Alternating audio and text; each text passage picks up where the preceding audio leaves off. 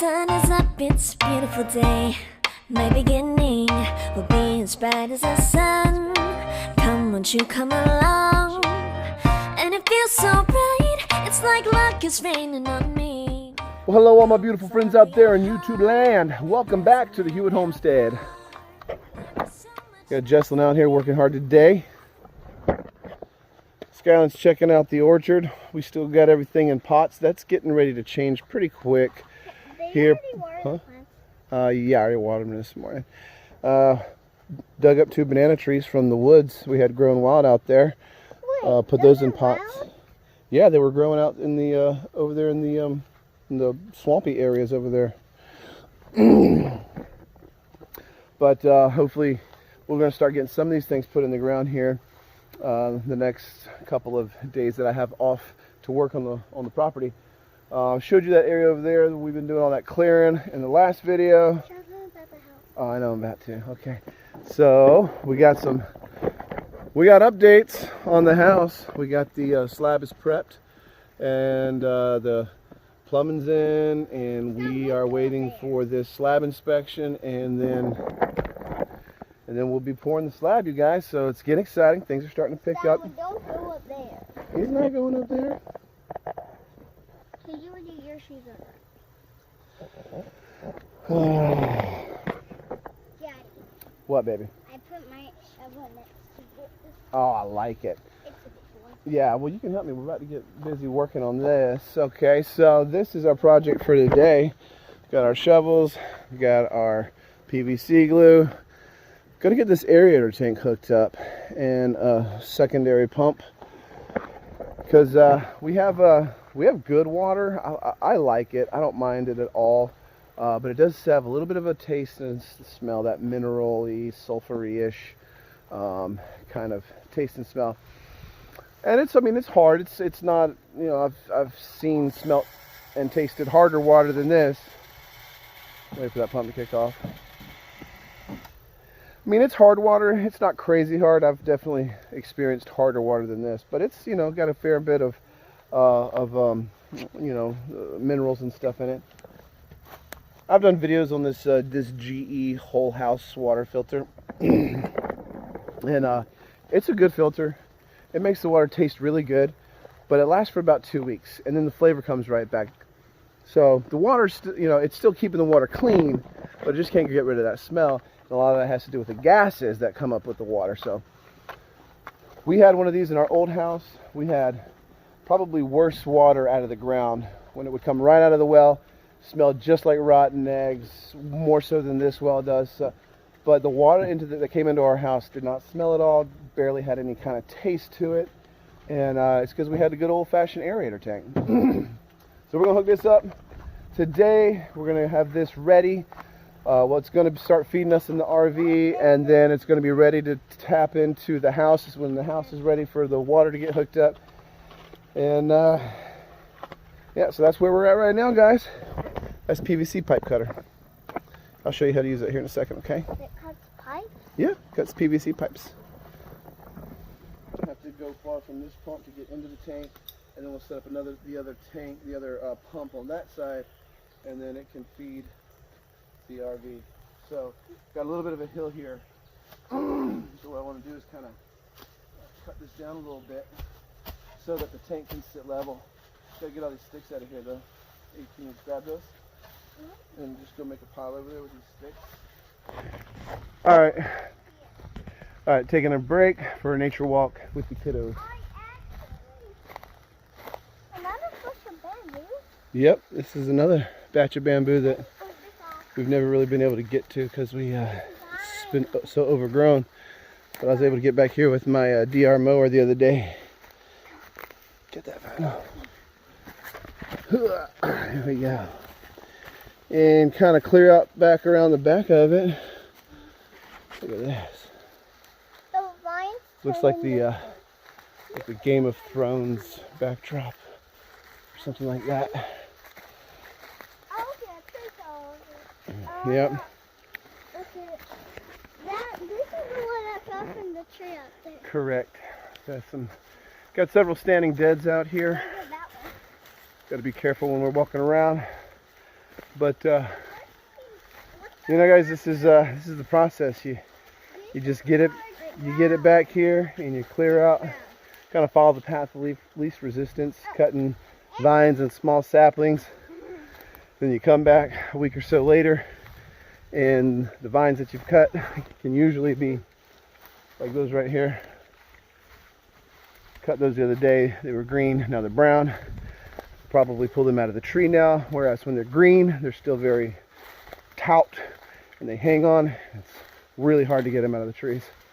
But you come back a few weeks later and you pull on them, and for the most part they come out pretty easy. Been clearing out around the old shack here. I didn't know I had two. Yeah. So that's a bamboo patch on that side of the shack. And then there's a bamboo patch on this side of the shack. Look, we have a lot. Actually, I call it bamboo. I think it's what, river cane. Same family, slightly different species. I think these sprouts here are pretty much full grown. Doesn't really get bigger than that. Yeah, you gotta be careful. It's slippery when you're walking on that dead brown bamboo. Yeah. Well, even the green stuff too. No. I think I can't go all the way. Oh no, Daddy, You can do it. I don't need help. No, them are not home. Oh yeah, do you see this too? Or I don't know if no, that was at 9. Keep parking. In this area right in here, this will be our future garden and orchard area. Yeah, I walked through a bunch of them, got them all over me. At least our very first initial orchard and garden areas. There'll be more towards the front in the future, along with pasture areas for sheep to graze. Hey, they're doing all right, man. Check it out. Oh, we better water them. Mm-hmm. I think that's You could go get a cup of water and pour it on them. This was a homeschool science experiment with beans that they got done with the science experiment, and we went ahead and planted them right here beside this old tree. Let them grow up that tree. If they grow. I mean, it is November, so.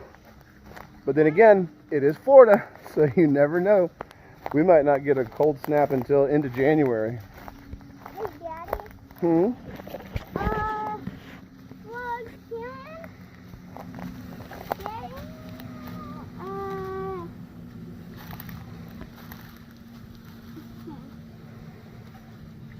I didn't wait on this. You gonna climb up? Why is the tree red? Because It's just got like a mold, algae growing on it. it's allergy. Does the tree have disease? I don't know. Because it looks like the tree is bleeding. Kind of does. Anybody know what these reddish, whitish Reddish.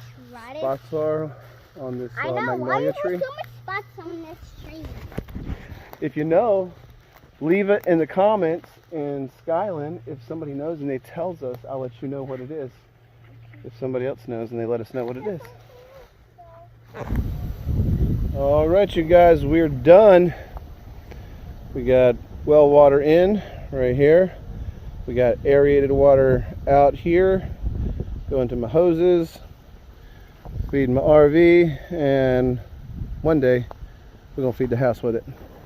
All right, well, that's my main project for the day. Got some cleanup to do, and then I'm gonna get busy clearing more land and make this day as profitable as possible because I don't get too many days off. So, you know, lately I've been getting a lot of messages, emails, comments on the videos. I'm not even really making many videos lately, but people are stumbling across my older stuff. And a lot of people are talking about you know, hey, we have the same dream, the same vision, going, you know, getting out of the city, getting some land, starting a homestead. And guys, I can't encourage you enough. If any of you are on the fence about getting out of the city, getting on homestead, trying to become self-sufficient or somewhat self-sufficient, every little bit helps, you know. Do it. Don't wait. I don't know how much time we have left in this world. I mean, really, if you think about it, nobody knows which day is going to be their last, right? So you just got to get busy working towards that goal. I mean, for me and my wife and what we're doing here, this isn't just for us. You know, the world might go on spinning around this sun for another couple thousand years. I don't know. But for me, for my children, for the heritage that is coming after us, in my opinion, there's just no other better value or inheritance that I could give my kids or my grandkids or my great-grandkids than a functioning, working homestead that, if needed, will sustain them, protect them, provide for them. And so that's what we're doing, y'all. It is a lot of work. You know, if you're older, don't get raw land unless you got the money to pay somebody to clear it. This is back-breaking work. Everything that you see behind me here, I've cleared with my hands and tools. And until recently, when I got the DR mower, that has definitely made it so much easier.